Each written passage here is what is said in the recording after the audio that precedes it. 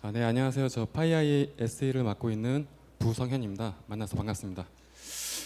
점심 식사 이후라서 제가 준비한 내용은 뭐 복잡한 내용도 아니고 아주 간단한 내용으로 준비를 해봤으니까요. 편안하게 들으시면 될 것 같습니다. 제목은 왜 반복적으로 해킹을 당하는 걸까라는 내용을 가지고 어떻게 보면은 되게 뻔한 답을 해드릴 수 있을 것 같은데 또 반면으론 한 번은 짚고 넘어가야 될 그럴 고민이라고 보고 있어서 제가 준비를 해봤습니다. 아젠다입니다. 첫째로는 반복적인 해킹의 거의 대부분의 원인으로 알고 있는 인간의 취약성에 대해서 좀 설명을 드리고요. 그리고 최근 해킹 기법들을 보시면 아시겠지만 악성 코드와는 별개로 합법적인 툴을 가지고 악성 행위를 하는 수많은 공격들이 있었습니다. 즉, 논멀웨어가 어떤 식의 논멀웨어 형태의 툴들이 있는지 그런 내용들에 대해서 설명을 좀 드리고요. 세 번째로는 실제로 이런 인간의 취약성을 이용을 해서 합법적인 툴을 가지고 공격을 했었던 실제 APT 공격 사례에 대해서 설명을 드리겠습니다. 그리고 마지막으로 정리를 하겠습니다.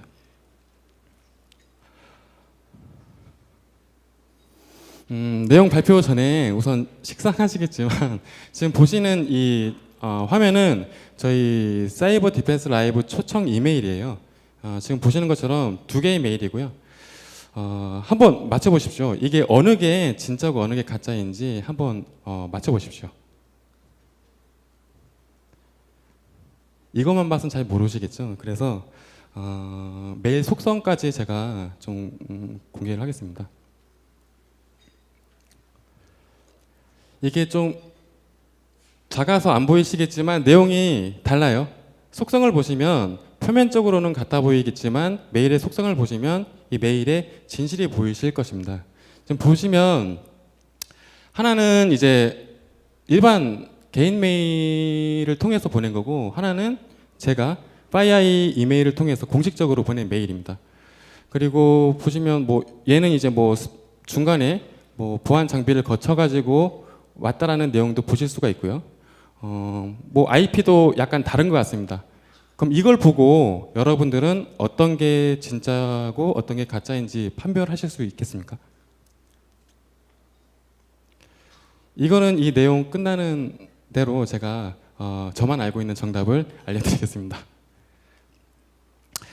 실제로 공격자들은 이러한 인간의 취약점, 약점을 이용을 해서 공격을 하고요. 이러한 공격일수록 히트율이 상당히 높습니다. 저희가 알고 있는 사회공학적 기법이라고 하죠. 소셜 엔지니어링 해킹의 대표적인 사례입니다. 케빈 미트닉, 미국의 가장 유명한 대표적인 해커죠. 예. 이분이 실제로 유명한 거는 기술적인 해커 능력, 기술적인 능력이 있다기보단 어떻게 보면은 사기, 이렇게 사람을 기만하는 거를 통해서 해킹을 했다라는 거에 대해서 되게 유명하신 사람이고 실제로도 수많은 해킹 사건들을 보시면 이 사람은 악성 코드를 만들어서 해킹을 성공한 게 아니고요. 뭐 모토로라 소스 유출 사건도 보시면 악성 코드가 아니고 전화 한 통으로 소스를 유출했었습니다. 그가 말하길 정보 보호의 가장 큰 위협 요인은 조직 구성원의 부주의고 그리고 즉 인간이라는 거죠. 그리고 훌륭한 정보 보호 기술도 인간에 의해 무력화될 수 있다라고 경고를 했고 이거는 현재도 해당되는 부분입니다. 그럼 과연 인간의 약점, 인간의 취약점이 뭐길래 이거를 이용을 하는 걸까요? 저희 임직원 대상으로 뭐 모의 해킹도 하고 이제 악성은 아니지만 뭔가를 측정하기 위한 이메일도 보내고 그런 훈련들도 많이 하고 하지 않습니까? 읽지 말라는 이메일의 URL 링크를 클릭하는 것도 인간이고 그리고 실행하지 말라는 이메일 첨부 파일을 실행하는 것도 인간입니다. 그리고 인간은 자기가 처해 있는 어떠한 정보를 외부에 공개하는 것을 되게 좋아하는 본성이 있어요. 그 반면에 내가 아닌 다른 누군가로부터 내 정보가 유출되는 거는 되게 또 꺼려하죠. 일례로 저 같은 경우는 뭐 싸이월드를 많이 했었는데 예전에 여자친구랑 헤어졌을 때 제 슬픔을 공개하기 위해서 소주잔과 그리고 빈 방에 사진을 찍고 사진을 올렸었어요. 그리고 배경음악은 되게 슬프게. 그래서 남들이 내가 되게 슬픈 지금 상황에 처해 있다는 거를 왠지 모르겠지만 그거를 알리고 싶었습니다. 그리고 최근에는 여러분들 다 해당되실 거예요. 어떤 새로운 맛집을 발견을 했을 때 이제 뭐 어디에도 밝혀지지 않은 어떤 새로운 맛집을 발견했으면 그 요리를 사진으로 찍어서 SNS에다가 이제 올리지 않습니까? 그런 거 많이 하지 않습니까? 근데 이런 것들이 실제로는 공격의 시발점이 될 수 있다는 거예요. 그 한 예인데요. 제가 구글에서 해시태그로 워커홀릭 그리고 오피스 이 두 가지 단어로 검색을 한번 해봤습니다. 약간 이건 제가 설명을 드리기 위해 이해를 돕기 위해서 조작을 좀 한 건데요. 네, 이분입니다. 이분 혹시 아시나요? 이분? 되게 워커홀릭이고 그리고 오피스라고 제가 검색을 한 이유는 오피스 내부에 있는 전경을 제가 원했기 때문에 그래서 그런 검색어로 지금 했었고 이분이 나왔습니다. 이분은 지금 보시면 아시겠지만 아마 알고 계신 분도 있을 거예요. 예전에 그 하와이에서 그 예능 프로그램도 나왔었어요. 하와이에 있던 사람이 어느 날 갑자기 문자를 받아요. 문자의 내용은 뭐냐면 이제 곧 북한에서 미사일을 쏠 것이다. 빨리 대피를 해라. 라는 문자가 와서 이게 하와이에 있는 모든 사람들한테 문자가 와가지고 대피하는 소동이 있었습니다. 근데 그게 나중에는 한 직원의 실수로 인해서 오보가 된 거였죠. 그래서 그와 관련된 책임자가 그의 오피스에서 사진을 찍어서 SNS에 올렸던 거예요. 근데 이것만 봤을 때 뭐가 문제가 되느냐라고 하실 수 있겠는데요. 보시면 이 동그라미로 표시된 걸 보시면 포스트잇이에요. 모니터에 포스트잇에 비밀번호를 아이디 패스워드를 적은 걸 이분은 의도하진 않았겠지만 이미 노출이 됐다라는 거죠. 그럼 이 기업은 이제 어느 정도는 취약해진 상태라고 보시면 될 것 같습니다. 제가 구글링을 했지 않습니까?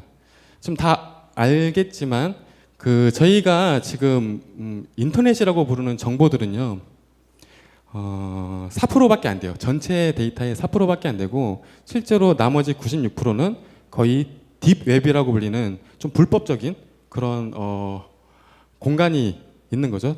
특히나 다크웹 같은 경우는 뭐 마약 밀거래를 한다거나 아니면 유출된 신용카드 정보를 서로 거래한다거나 일반적으로 저희가 알고 있는 브라우저로 서핑할 수 없는 공간들이죠. 이거는 특수한 브라우저를 통해서 그리고 VPN 연결을 해서 검색을 할 수 있는 그러한 정보들이 거의 96%예요. 얼마나 많은 정보들이 있겠습니까? 이 정보를 가지고 해커들은 사전 정보를 입수를 해서 공격을 이제 시작을 하겠죠. 보통 오신트라고 오픈 소스 인텔리전스가 있습니다. 이게 공개된 정보인데요.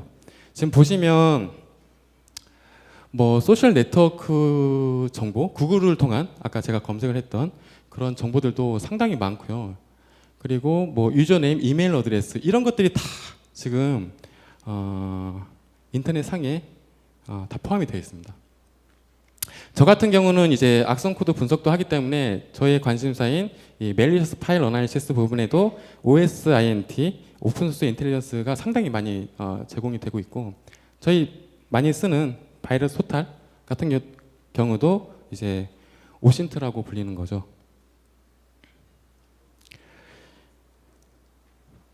이렇게 많은 정보를 가지고 해커들은 준비를 하게 됩니다. 특히나 요새는 이렇게 자동화된 툴을 가지고 쉽게 정보를 수입할 수 있어요. 제가 아까 구글링에서 수동으로 수작업으로 이제 정보를 모기도 하겠지만 이미 이렇게 그런 오픈소스 인텔리전스를 대상으로 이렇게 정보를 자동으로 수집해주는 여러 가지 툴들이 있습니다. 그 중에 하나예요. 얘 같은 경우는 페이스북 아마 가입자면 다 아시겠지만 URL에 자기만의 UID가 있어요. 그 아이디와 페이스북 사용자 이름을 대상으로 이것만 이제 입력을 해서 검색을 하는 거죠. 검색을 하게 되면 얘와 관련된 또 다른 이메일 어드레스라든지 사용했던 홈페이지라든지 사용했던 전화번호 이런 것들이 다 수집이 됩니다. 그럼 그걸 기반으로 이제 해킹을 하는 거죠. 아까 케빈 미트닉이 전화 한 통으로 해킹을 했다고 했지 않습니까? 그 전화를 아무데나 전화를 했을까요? 뭔가 정보를 수집을 하고 나서 타깃된 그 기업의 임직원한테 전화를 했겠죠. 당연히 이러한 과정들을 거쳤고 지금은 이러한 정보들이 워낙 많고 그리고 이러한 정보를 자동으로 수집해 줄 수 있는 공격 툴도 상당히 많이 제공이 됩니다.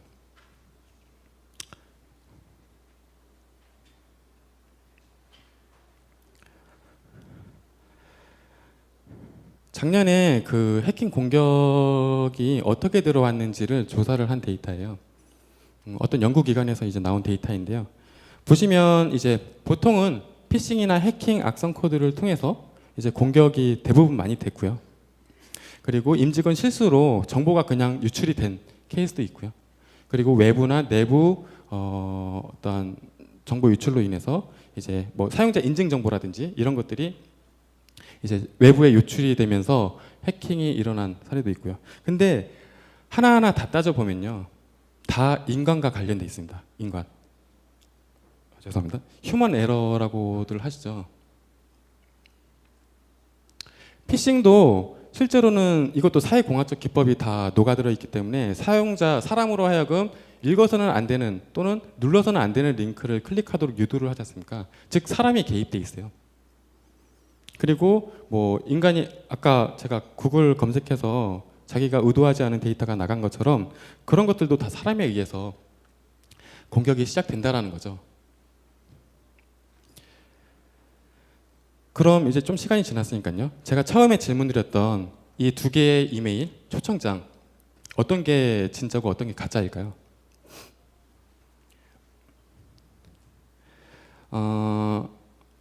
지금 되게 수많은 분들이 있는데요. 이분들 중에 한 분이라도요. 가짜를 찾으신 분이 있다면 저는 해커라고 했을 때 저는 성공했습니다. 왜냐하면 악성이 없어요.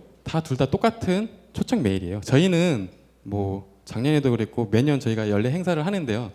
초청장에 어떤 악성 코드도 심어서 보내지 않습니다. 그러니까 걱정하지 마시고 읽어보셔도 되고요.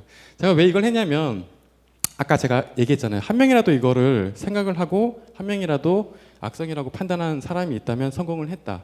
바로 인간이기 때문에 반복적으로 해킹을 당하는 겁니다. 저희 인간이 있기 때문에 그런 실수 또는 해서는 안 되는 그런 것들을 하기 때문에 저희가 해킹을 당하는 것이죠. 두 번째는 이제 합법적인 툴을 가지고 악의적인 공격을 하는 그런 공격에 대해서 좀 설명을 드릴게요. 이거는 이제 타 보안 회사에서 나왔던 그 악성 코드와 넌 악성 코드의 비율인데요. 작년에 이제 공격에 가담했던 악성 코드를 분류를 해보니 실제로 악성 코드보단 넌 멀웨어라고 불리는 이제 합법적인 유틸로 해킹을 많이 했다라고 합니다. 여러 가지 이제 타입의 공격들이 있고요. 이것들을 이제 설명드릴게요. 혹시 평창 올림픽 며칠 전에 이제 폐막식을 올린 평창 올림픽 디스트로이어라는 파괴자라는 악성 코드 혹시 아시죠? 이거는 이제 개막식 때 나왔던 악성 코드고 저희도 예상을 했었습니다. 해킹이 분명히 일어날 거다. 근데 한 보안 관계자에 의하면 이번에 나왔던 악성 코드는 역대 올림픽에 나타난 공격 가운데 가장 난도가 높다. 이유는 그 파일 악성 코드 안에 이미 이전에 수입된 정보가 아이디 패스워드가 다 그 악성 코드 안에 포함이 되어 있었고요. 그럼 타깃이 됐다라는 거죠. 그리고 시스템을 파괴하기 위해서 온갖 방법들을 다 썼다라는 거예요. 어떤 방법들을 썼느냐? 우선은 이 올림픽 디스트로이어의 특징을 보시면 PSEXEC라는 이거는 이따도 설명을 드리겠지만 마이크로소프트에서 제공되는 툴이에요. 이 툴을 가지고 전파를 했어요. 전파를. 그러니까 하나의 피해자만 있는 게 아니고요. 여러 피해자가 있는 거예요. 합법적인 툴을 가지고 사용을 했고요. 그리고 파괴를 하는 그 과정도 사용된 게 보면 VSS 어드민이라든지 뭐 WBA 어드민이라든지 이런 툴들을 통해서 파괴를 했었습니다. 이거는 근데 윈도우에서 제공되는 관리 툴이에요. 그러니까 이걸 가지고 어떤 파괴 메커니즘을 수행을 한 거죠. 이게 이제 평창 올림픽 그 디스트로이어인데 이 파일을 실행을 해보면 좀 잠깐 뭐가 떴죠. 심창이 뜨고 그리고 이 파일 이 프로세스 밑에 이제 또 다른 자식 프로세스가 뜨게 되고요. 얘가 이제 메인 역할을 하는 악성 코드예요. 그럼 얘를 실행했을 때 어떠한 일들이 일어나는지 한번 분석을 해보면 얘는 이 파일이죠. 그리고 아까 마지막에 차일드로 있던 프로세스가 요거고요. 이 파일은 실제로 두 개의 파일을 드랍을 해서 어떤 행위를 합니다. 근데 파이프라고 되어 있죠. 파이프는 윈도우에서 어떤 명령을 이제 공유하기 위한 용도로 쓰는 건데 파이프를 형성을 해서 어떤 역할을 수행을 합니다. 그리고 이 차일드 프로세스로 또 다른 역할을 수행을 하는데 이때 보시면 아까 얘기했던 VSS 어드민 이걸 가지고 섀도우 복사본을 삭제를 해요. 섀도우 복사본 같은 경우는 제가 이제 윈도우가 이제 뭔가 잘못됐을 때 복원하는 그런 능력인데 그거를 삭제를 해버린다는 거는 복원을 못하게끔 이제 막아버리는 거거든요. 랜섬웨어에서도 많이 사용하는 기법이고요. 그리고 두 번째로는 WBA 어드민이라는 파일을 가지고 복원 기능을 아예 그냥 삭제를 해버리는 거예요.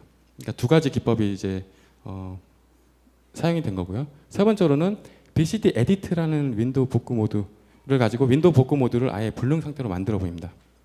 그러니까 이것만 그리고 W 이벤트 유틸이라는 툴을 가지고 이벤트 로그 그러니까 흔적이죠. 해커가 공격을 했을 때 윈도우에는 여러 가지 흔적들이 있는데 그 흔적들을 아예 날려버리는 거예요. 이것만 봤을 때도 보시면 얘는 진짜 파기를 하려고 만든 악성 코드라는 걸 아시겠죠. 네, 제가 말씀드리고 싶은 내용은 얘가 전파하는 과정에서 사용됐던 게 바로 그 아까 마이크로소프트에 제공됐던 PSEXEC라는 툴이다. 그걸 가지고 이제 전파를 했고요. 특정 시간이 이제 지나고 난 이후에 이 시스템은 셧다운이 됩니다. 물론 사용자에 의해서 셧다운이 돼도 이제 동일한 이제 결과를 얻겠지만 특정 시간이 지난 이후에 이제 시스템이 중지가 되는 거죠. 이런 식으로. 그리고 리부팅이 되겠죠. 리부팅이 되는데 아까 제가 복원 기능을 다 삭제를 했다고 했지 않습니까? 그럼 이 PC는 이제 지금 보시는 것처럼 계속 무한 반복하면서 부팅이 안 돼요. 이거를 이 PC뿐만 아니고 아까 합법적인 툴을 통해서 전파를 했던 모든 PC가 이제 부팅이 안 되는 거죠. 그래서 서비스에 영향을 미쳤던 그런 악성 코드입니다. 실제로 넌멀리어 기법을 통해서 전파를 했던 최근 이제 악성 코드예요. 이거는 비단 APT 공격뿐만 아니고요. 랜섬웨어에도 다 이런 기능들이 있어요. 아까 미니 세션 들었던 분들은 아시겠지만 뭐 워너크라이라든지 이제 나페티아 랜섬웨어 같은 경우도 자체 확산 기능을 포함을 하고 있고 이때 사용했던 도구가 아까 얘기했던 합법적인 도구를 가지고 전파를 했다는 겁니다. 그럼 이러한 종류 합법적인데 악의적인 해커들이 악의적인 의도를 가지고 사용하는 도구들이 어떤 것들이 있을까 가장 대표적인 것만 제가 적어봤습니다. 그래서 하나씩 보면 우선 PSEXEC는 아까 얘기한 것처럼 전파를 할 때 쓰는 마이크로소프트에서 제공된 디지털 서명된 윈도우의 서명을 담은 파일이에요. 그만큼 뭐냐면 얘는 악성이 아니에요. 윈도우에서 인정하는 정상 파일이라는 거죠. 근데 이 파일을 가지고 이제 공격을 하게 되는 거죠. 지금 보시면 다운로드 링크를 보면 마이크로소프트예요. 여기서 이 파일을 받을 수가 있고요. 실행하면 여러 가지 이제 할 수 있는 옵션들이 많은데 원래 얘의 목적은 원격 실행이에요. 관리자가 원격에 있는 PC를 실행하기 위해서 만들어진 툴이에요. 그래서 얘를 실행할 때 그냥 뒤에 뭐 계산기를 하면 그냥 이 PC에 계산기가 뜨는 거고요. 지금은 아무 IP도 안 적었으니까 로컬에서 저 계산기가 뜨는 거고, 두 번째처럼 옆에 있는 PC에 이제 아이디 패스워드를 가지고 했을 때는 그 PC에서 실행하는 거예요. 그 PC에 지금 CMD를 띄우는 거거든요. 그래서 이 PC는 이 140번이 아닌데요. 이 명령을 통해서 IP 컨피그에서 확인해 보면 140번이죠. 그러니까 명령이 수행돼 버리는 거예요. 원격에 있는 것들의 명령이 수행이 되는 거예요. 이렇게 하면서 원격에서 계속 전파를 할 때 이 툴을 상당히 많이 씁니다. APT 공격 그룹들이 상당히 많이 쓰는 툴이에요. 당연히 제가 말씀드린 것처럼 얘는 백신에서도 탐지되면 안 되는, 이미 마이크로소프트에서 인정한 파일이기 때문에 이걸 많이 사용한다. 시간이 많이 없을 것 같아서 우선은 이런 것들이 있는 거 제가 보여드리고요. WUSA라는 게 있고, 이제 뭐 오토잇이라는 게 있고요. 그리고 저희에게 낯선 PSR이라는 기능도 이미 윈도우에 내장이 되어 있어요. 얘 같은 경우는 이제 마이크로소프트의 어떤 지원 체계인데요. 지원을 쉽게 하기 위해서 전화로 했을 때 내 윈도우는 지금 이거 했을 때 막 뭐가 안 되고 뭐가 안 됩니다. 전화로 하는 것보단 이제 녹화를 해서 이 부분에 문제가 있다는 걸 코멘트를 달아주면 좋잖아요. 그런 기능이 윈도우에 다 있어요. 그게 PSR 기능인데요. 이걸 통해서 어떠한 일들이 일어날 수 있냐면, 지금 D 드라이브의 저 아웃풋엔 폴더에는 아무것도 없는데요. 제가 저 명령을 쳤어요. PSR 통해서 이 디렉토리에 어떤 파일을 생성했습니다. 이 명령을 통해서. 기본적으로 있는 명령어예요. 파일이 하나 생성이 됐고요. 이 파일 내부에 있는 파일을 보시면 네, MHT라고 이제 웹페이지가 생성이 되고요. 이 페이지를 한번 열어보면요, 이러한 내용들이 포함되어 있어요. 이런 식으로 스크린 캡처 정보가 돼버린다는 거죠. 지금 CLI를 통해서 사용자는 자기도 모르게 해커들이 이걸 이용하면 내 화면이 고스란히 지금 외부로 유출될 수가 있습니다. 이걸 통해서 이제 악의적인 목적을 가지고 해킹을 수행할 수 있는 거죠. 파워쉘 같은 경우는 상당히 많이 쓰는 관리 툴인데 악의적인 용도로 이미 다들 알고 계실 거예요. 예, 파워쉘이라는 게 있고 WMR이라는 게 있습니다. 이런 것들이 지금 원래는 목적 자체는 이제 합법적인 목적으로 만들어졌으나 악의적인 의도를 가지고 실제로 사용을 한다는 거죠. 그럼 왜 반복적으로 또 해킹을 당하는지에 대한 답변을 드리면, 시그니처 베이스의 뭐 백신이라든지 뭐 IPS라든지 이런 방어 솔루션들이 있을 텐데요. 이 방어 솔루션들이 PSEXC를 악성으로 판단할 수가 없습니다. 뭐 시그니처 리스, 저희와 같은 샌드박스를 통해서 동적 행위를 가지고 시그니처 없이도 분석하는 이 시그니처 리스 장비조차도 파워쉘 자체를 네트워크 트래픽에서 떼어내서 뭐 가상머신에 돌려본다고 해요. 그럼 뭐가 일어나요? 명령 프로프트만 뜨겠죠. 어떠한 행위도 일어나지 않기 때문에 악성으로 반주하기가 되게 어렵습니다. 이러한 툴들을 쓰기 때문에 계속적으로 반복적으로 해킹이 이루어지는 것이죠. 그럼 이러한 것들을 이용을 해서 실제로 공격을 했던 내용들을 설명을 드리려고 하는데요.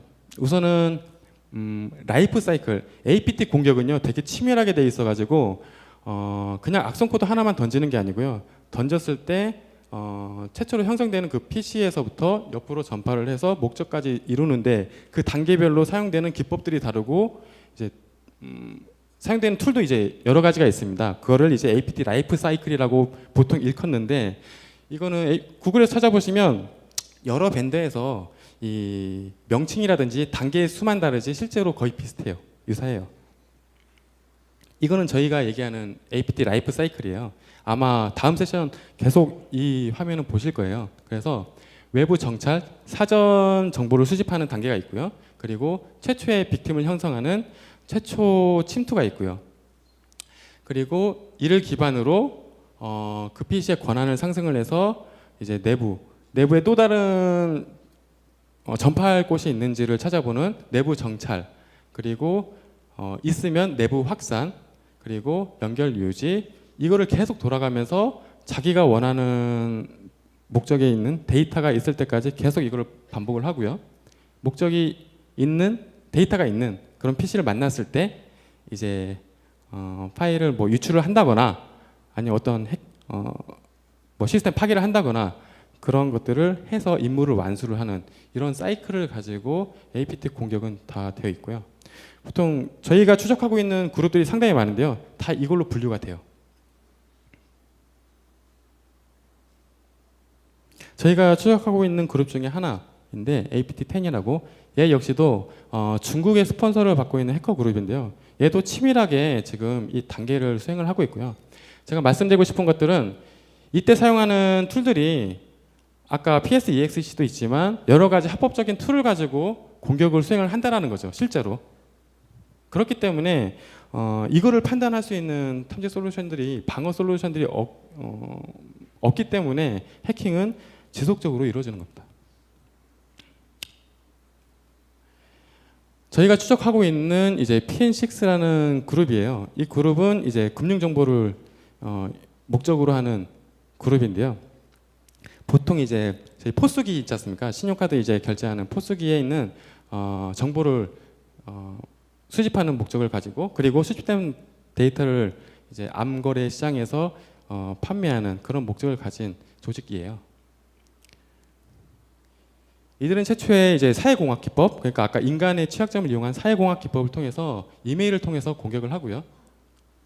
그램유라는 악성 코드를 통해서 정보를 수집합니다. 근데 그램유라는 악성 코드는 뭐냐면 저희 로그인 뱅킹 시스템 할 때 그 공인 인증서 뜨잖아요. 그거와 유사하게 만든 화면을 보여줘요. 그럼 아이디 패스워드를 넣겠죠, 당연히. 그런 것들을 이제 정보를 수집하는 거예요. 이것도 어떻게 보면 이제 인간의 취약점을 이용한 공격들이죠. 그걸 통해서 정보를 수집을 하고요. 계속 옆으로 전파를 합니다. 여러 포스 단말기 관리 시스템에 계속 옆으로 전파를 해요. 그러면서 정보를 계속적으로 수집을 하는 거죠.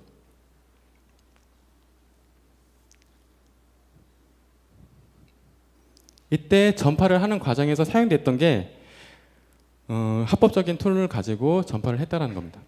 그리고 얘는 이제 목적을 달성을 하고 이 번호를 아까 제가 얘기했던 이제 다크 웹이라든지 이 공간에서 이제 거래를 하게 되는 거죠. 그래서 정리를 해보면 이 핀6라는 그룹은 인간의 취약점을 이용을 해서 사회공학적 기법을 통해서 메일을 통해서 공격을 최초에 시도를 했고요. 그리고 원하는 정보를 얻을 때까지 옆으로 전파하는 행위에 대해서는 합법적인 툴을 가지고 공격을 했다. 그리고 목적을 달성한 그런 조직입니다. 실제 있었던 그런 조직이고요. 최근까지도 활동하고 있는 조직이에요. 마지막입니다. 제가 말씀드리고 싶은 부분이에요. 사이버 방어 체계에서 대응 체계로. 방어가 최고라는 믿음이 아마 은연중에 있을 거예요. 그래서 기본적으로 방화벽, IPS 이런 차단 솔루션, 그리고 엔드포인트에는 백신 이런 솔루션들을 구축을 계속 할 거예요. 그리고 고도화도 하겠죠. 근데 실제 이거는 예시인데요. 이게 이제 마지노선이에요. 마지노선. 저희가 얘기하고 있는 마지노선인데 1차 세계대전 당시에 프랑스가 독일의 침공을 막기 위해서 만든 아주 튼튼한 벽이죠. 그래서 이 마지노선이 있는데 2차 세계대전이 또 발발을 하고 프랑스인들은 어떠한 의심도 안 했어요. 독일군이 침투를 할 거라는 어떠한 의심도 안 했어요. 왜냐하면 우리에겐 튼튼한 마지노선이 있기 때문에. 하지만 허점이 있었죠. 바로 인근에 있는 벨기에에 있는 장벽들은 이 독불 경계보다는 조금 약간 허술하게 만들었다라는 그런 허술한 점을 이용을 해서 독일군들은 벨기에를 통해서 우회를 해서 프랑스를 침공을 하게 됩니다. 이게 마지노선이. 저희가 얘기하는 보안 체계를 비유를 하자면 이 마지노선은 바로 IDS나 IPS, 방화벽, 백신 같은 방어 솔루션들이죠.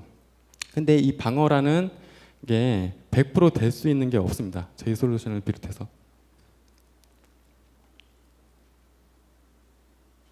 이 방어 솔루션은 새로운 공격자에 대한 프로파일링 부재, 그러니까 인지를 못하고 있는 경우가 있고요. 그리고 APT 타깃형 공격이 아닌 기회주의형 공격, 그냥 일반적인 공격이에요. 일반적인 공격이 집중이 되어 있습니다. 그리고 아까 말씀드린 것처럼 최근에는 뭐 파일 리스 공격이라든지 합법적인 툴을 가지고 공격을 하기 때문에, 또는 휴먼 에러를 일으켜서 공격을 하기 때문에 이러한 방어 솔루션들이 100% 방어를 한다, 이러한 인식은 이제는 바꿔줘야 될 시기라고 보고 있습니다. 그래서 그럼 뭐를 해야 되느냐? 우리는 이제는 조금 그 인식의 변화가 있어야 될 것 같습니다. 즉 대응입니다. 대응.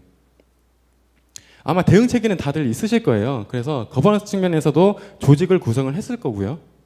그리고 뭐 우선순위를 처리하기 위해서, 또는 악성 코드 분석을 위해서는 분석가에게 이담하는 그러한 워크 프로세스가 다 정립이 되어 있을 거예요. 하지만 가시성 확보는 아마 못 하셨을 거예요. 왜냐하면 해킹이 이루어졌다는 것은 가시성 확보에서 이미 실패를 했다는 거거든요. 그래서 네트워크에서부터 엔드포인트까지의 가시성 확보가 상당히 중요합니다. 대응적인 측면에서요. 그리고 인텔리전스입니다. 저희와 같은 보안 회사에서 제공해주는 인텔리전스 되게 좋아요. 그리고 아까 오신트라고 오픈소스 인텔리전스, 이것도 상당히 좋습니다. 근데 더욱 중요한 거는 그 기업 내에 있는 자체 인텔리전스를 키워나가는 게 상당히 중요하거든요. 상당히 중요합니다. 그리고 마지막으로는 사람 프로세스 및 기술의 효율성 측정을 해서 본인들의 레벨을 실제로 측정을 한번 해보는 거예요. 측정을 해보는 거예요. 그래서 만약에 공격이 시작이 되어서, 최초의 공격이 시작이 되어서 발견이 되기까지 기간을 듀엘 기간이라고 하는데, 이 기간이 길면 길수록 우리는 가시성이 부족하다라고 판단하시면 될 것 같고요. 그리고 탐지를 했어요. 뭐가 들어왔구나. 그럼 우리는 이거를 조치를 해야겠다. 이 시간을 리스판스 타임이라고 하는데, 이 타임이 길어질수록 대응 능력이 이제 부족하다라는 거죠. 그래서 이런 것들을 스스로가 측정을 하셔야 된다. 그래서 대응을 하셔야 된다는 거고요. 기업의 임직원이 있는 한 해킹 사고는 반복적으로 계속적으로 이루어질 수밖에 없을 거예요. 왜냐하면 해커들은 아까 보신 것처럼 저희가 모르는 정보들을 수집할 수 있는 루트가 있고요.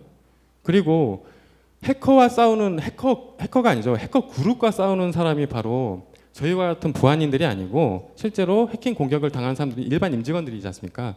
그 사람과 해커 그룹과 비교가 안 되는 싸움이죠. 당연히 불리할 수밖에 없고, 그렇기 때문에 공격은 지속적으로, 계속적으로, 반복적으로 발생을 할 것입니다.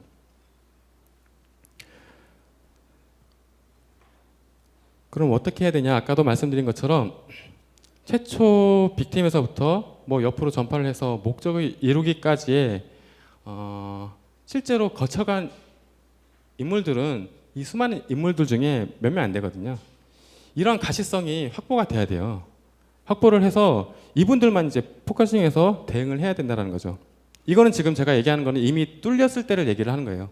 방어는 100% 방어는 없기 때문에 어떻게 대응을 할 것인지. 그래서 그 이후에는 분석을 하는 거죠.